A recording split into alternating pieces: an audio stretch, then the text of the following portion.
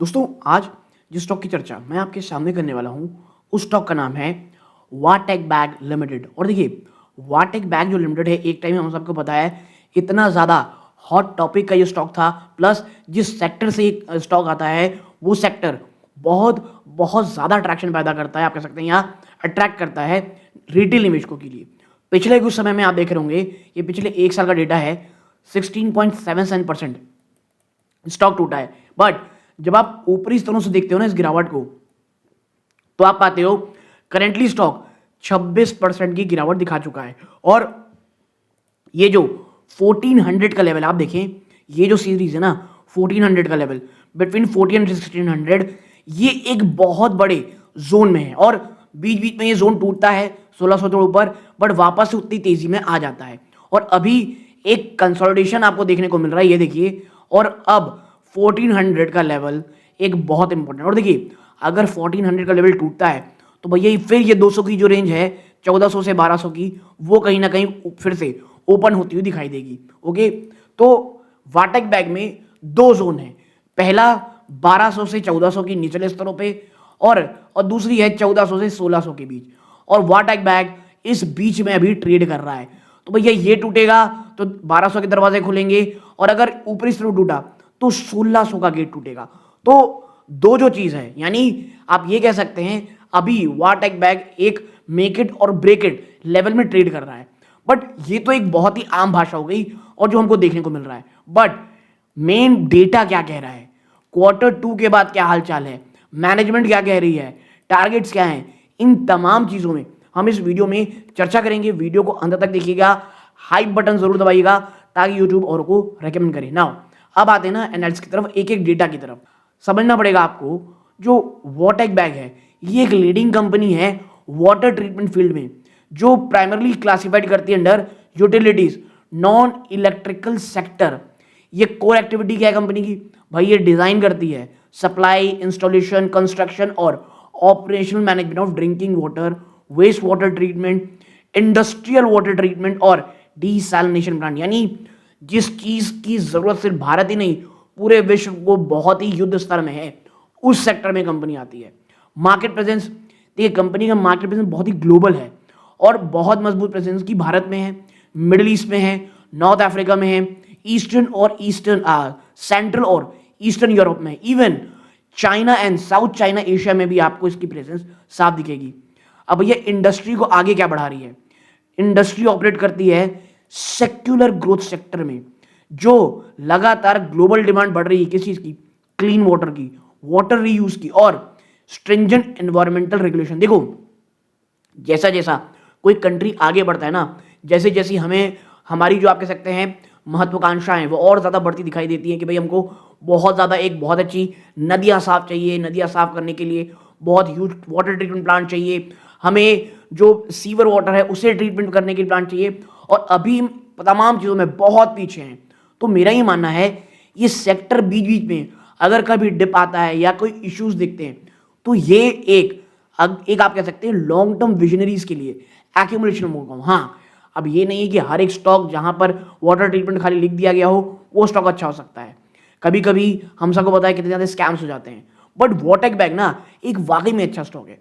तो आखिर हो क्या रहा है और एज अ इन्वेस्टर अगर आप लॉन्ग टर्म के लिए हैं वो कौन सा डेटा है आपको सामने रखना है, तो हम यहीं पे इस डेटा के ऊपर देखेंगे। तो देखिए आगे बढ़ने से पहले आपको स्क्रीन दिख रहा होगा मात्र 16.5% ऐसे भी। और दोस्तों जो वीडियो देख रहे हैं चैनल सब्सक्राइबर रखे हैं, आपका बहुत बहुत धन्यवाद कि आप जर्नी में हमारे साथ हैं।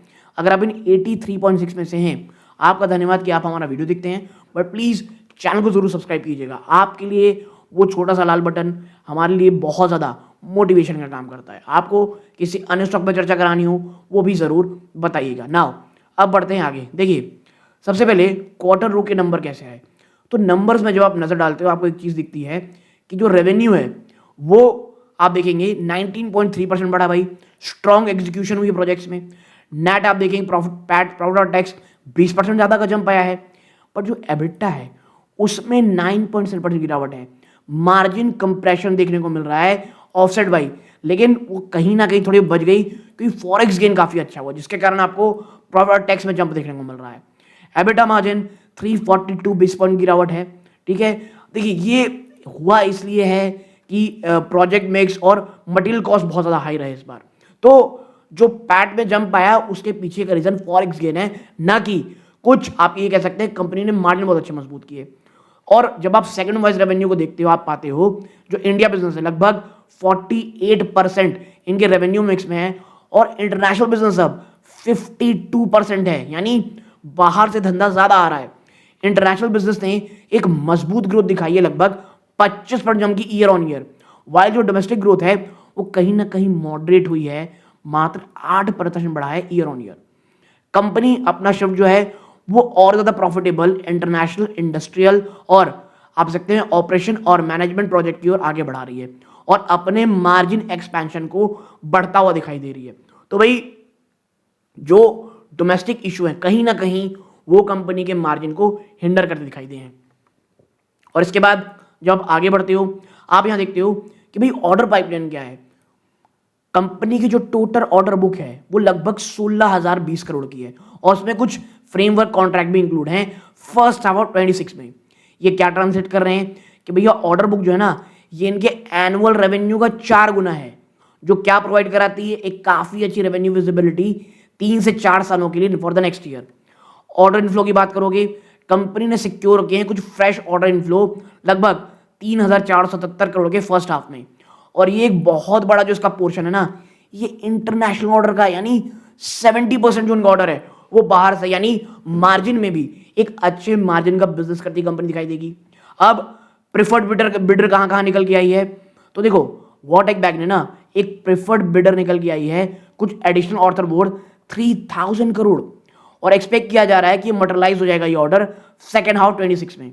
फिर कुछ स्ट्रैटेजिक विन भी हैं और कुछ मेजर रिमार्क यहां पे देखने को मिल रहे हैं। वो क्या है, कंपनी ना सिक्योर किया है एक ब्रेक थ्रू ऑर्डर्स, कहां पे, फ्यूचर एनर्जी सॉल्यूशन सेगमेंट में, जिसमें क्या क्या आता है। पहला है ultra pure water compressed biogas production under the BOT model on a PPP basis, और ये जो डाइवर्सिफिकेशन है ना ये हाई वैल्यू एडेड सेगमेंट में आता है और ये बहुत मेजर पॉजिटिव, यानी देखो हाई वैल्यू एडेड सेगमेंट्स का मतलब ये होता है यहां पे मार्जिन बहुत ज्यादा उत्कृष्ट है, ठीक है। और मैं इसलिए कह रहा हूं कि भाई प्रॉब्लम ये नहीं हो रही कि कंपनी कमजोर हो रही है, कंपनी बकवास है, नहीं, प्रॉब्लम ये है कि इस बार जो प्रोडक्ट मिक्स हुआ यानी जो ऑर्डर मिक्स हैं वो अच्छे नहीं रहे।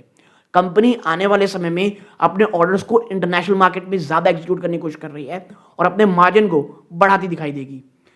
रिस्क मिटिगेशन मैनेजमेंट लगातार एक काम करिए, क्या उन प्रोजेक्ट को अवॉइड किया जा रहा है जो फंडेड है किसके द्वारा, स्टेट गवर्नमेंट के द्वारा, और एंश्योर किया जा रहा है कि इनका जो 95% ईपीसी जो ऑर्डर है ये by some form of payment guarantee के थ्रू है। एग्जांपल सेंट्रल गवर्नमेंट हो, मल्टीलैटरल एजेंसीज हो, या एटलीस्ट लेटर ऑफ क्रेडिट हो फॉर इंटरनेशनल ऑर्डर। यानी आपको एक चीज समझ में आ रही होगी, स्टेट गवर्नमेंट की ऑर्डर कंपनी नहीं ले रही है, तो आप समझ रहे हो कि कंपनी रिस्क को लेकर क्या कह रही है, और स्टेट गवर्नमेंट प्रोडक्ट कितनी ज्यादा आप कह सकते हैं अब क्या ही कहें इसमें कि स्टेट गवर्नमेंट की जो रेपुटेशन है वो किस प्रकार की लाइन से समझ में आ रही है ना। अब आते हैं नेक्स्ट में बैलेंस शीट और कैश फ्लो एनालिसिस। देखो जो नेट कैश फ्लो पॉजिटिव है, एक जो मजबूती है ना, की मजबूती कंपनी की है कि वो मेंटेन कर रखी है एक नेट कैश पॉजिटिव पोजीशन लगातार 11वें कॉन्सिक्यूटिव क्वार्टर में, और यहाँ पे जो नेट कैश पोजीशन है वो 561 करोड़ रुपए की है, जो डेटा अभी तक है। डेट पोजीशन की बात करोगे, कंपनी का जो डेट इक्विटी रेशियो बहुत कम है, लगभग 10.2% का है। डेट अप्रॉक्स 2.4 बिलियन रुपीस के हैं और इक्विटी 23.3 बिलियन रुपीस की है, जो क्या दिखा रहे हैं कि भैया एक्सटर्नल जो कर्ज है ना उन पे जो आप कह सकते हैं डिपेंडेंसी है वो बहुत कम है, ठीक है। Now cash flow from operation, company ने क्या दिखाया है, shown improving cash generation with operating cash flow adequately covering debt. तो देखो बैलेंस शीट कवरेज का तो कहीं कोई प्रॉब्लम है ही नहीं। अब आते हैं वैल्यूएशन और कंक्लूजन में, तो देखो स्टॉक ट्रेड कर रहा है ट्रेलिंग 12 मंथ पी रेशियो अगर आप देखोगे 27.11 टाइम्स, जो कि कम है इंडस्ट्री की एवरेज से, 38.63 टाइम्स है, तो इंडस्ट्री में भी कम मिल रहा है। तो लॉन्ग टर्म कंक्लूजन अगर आप इसमें देखोगे तो आप पाओगे कंपनी बहुत ही अच्छे तरीके से पोजीशन है एक हाई ग्रोथ सेक्टर में, मजबूत ऑर्डर बुक है जो क्या दिखाती है, एक मजबूत रेवेन्यू विजिबिलिटी, और ये शिफ्ट कर रही है towards higher margin international industrial और ऑपरेटिंग मैनेजमेंट प्रोजेक्ट्स में। इसके साथ साथ भाई साहब एक ऐसी कंपनी जिसके पास रेवेन्यू विजिबिलिटी है, वैल्यूएशन ठीक ठाक है, एक net cash positive balance sheet है भाई, और क्या चाहिए। वाइल स्टॉक की जो इंट्रिंसिक वैल्यू है, कुछ एनालिस्ट कहते हैं कि भाई ये थोड़ी ना महंगी है काफ़ी करंट प्राइस में, लेकिन जो स्ट्रॉन्ग एग्जीक्यूशन है, ऑर्डर पाइपलाइन है, ये दिखाता है कि लॉन्ग टर्म की पॉजिटिव है चीज़ें। ठीक, अब आते हैं क्या कि भाई शेयर होल्डिंग कैसी है इस बार इन लोगों अभी तक इन लोगों की।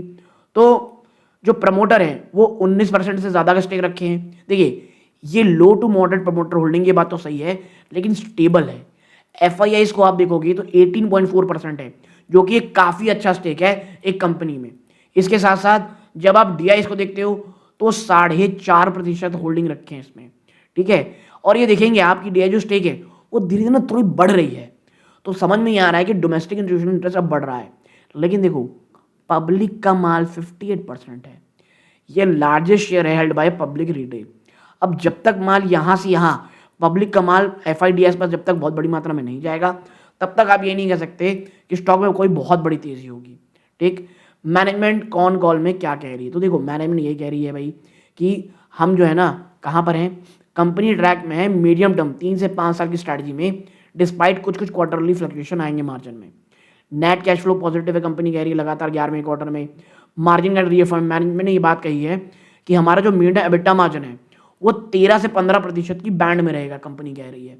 ओके, और वो ये बात कह रही है कि मार्जिन ना कभी कभार वेरी करेंगे क्वार्टरली बेसिस पे, कि भैया प्रोजेक्ट मिक्स हो जाते हैं, कुछ एग्जीक्यूशन साइकिल की भी इशू रहती है। और चीफ फंक्शन ऑफिसर ने कहा है कि हम लगातार आउट परफॉर्म करते रहेंगे 13 से 15% के मार्जिन बैंड में, और जो रिटर्न इक्विटी रहेगी वो 15% रहेगी। और जो फर्स्ट हाफ में परफॉर्मेंस रही है एबिटा मार्जिन लगभग 30.8% में रहा है, जो कि हमारी रेंज में ही है। ग्रोथ आउटलुक को लेकर कंपनी कह रही है कि हम 15 से 20% कैगर में रेवेन्यू कैगर में बढ़ेंगे नेक्स्ट 3 to 5 ईयर्स। इनफैक्ट कुछ कमेंट्री ये सजेस्ट करती हैं कि भैया वो इस जो हमारा है ना 15 से 20 के रेवेन्यू कैगर को उसे भी और आप बढ़ा के बात कह रही है। ओके भाई, फिर स्ट्रैटेजिक डाइवर्सिफिकेशन की बात कही जा रही है। हमारा जो इंटरनेशनल प्रोजेक्ट है वो 50% से ऊपर रहेगा, ये बात कही जा रही है। और फर्स्ट हाफ में तो ऑलरेडी चीजें दिख रही हैं। हमारा जो इंडस्ट्रियल कस्टमर रहेगा वो 30% से ऊपर रहेगा रेवेन्यू मिक्स में। ऑपरेशन और मेंटेनेंस लगभग 20%। तो देखो कंपनी उन प्रोजेक्ट्स के ऊपर नेक्स्ट ध्यान देगी जहां पर रेवेन्यू विजिबिलिटी हो, पेमेंट का इशू ना हो, मार्जिन बहुत अच्छे हो। स्पेसिफिकली अगर इंटरनेशनल मार्केट से हो तो वो ज़्यादा है। फिर फ्यूचर एनर्जी सोल्यूशन की हमने ऑलरेडी बात की हुई है।